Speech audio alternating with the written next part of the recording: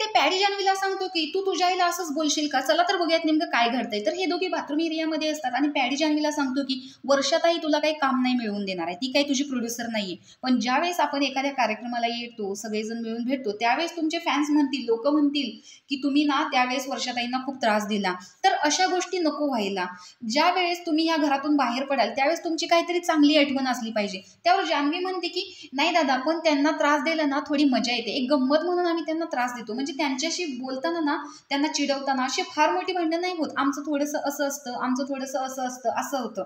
तर त्यांच्याशी या भाषेत बोलायला ना गंमत वाटते.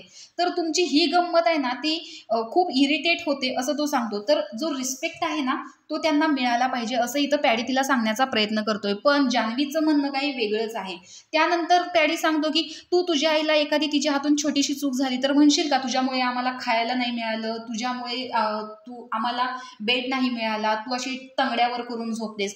तर ही भाषा बरोबर नाहीये. त्यावेळी जान्हवी म्हणते की नाही, मी आईला असं नाही बोलू शकत. पण त्यांच्यासोबत भांडण्याची ट्युनिंग एक वेगळी आहे. जर काही मोठं भांडण होत असतं तर मात्र विचार केला असता बोलण्याआधी, पण त्यांच्याशी भांडताना असं मोठं काही नाही होत, त्यामुळे आम्ही त्यांची मजा घेतो. म्हणजे काल बेडरूममध्ये जो काही त्यांच्या झोपण्यावरून किस्सा झाला ते सगळं प्लॅनिंग हे जान्हवीचं होतं. तर अशा पद्धतीने इथं वर्षा उसगावकरला खाली दाखवण्याचा प्रयत्न करतायत आणि पॅडी याचा बहुमूल्य सल्ला जो तिला समजावण्याचा प्रयत्न करतोय ते मात्र तिच्या डोक्यात घुसत नाहीये.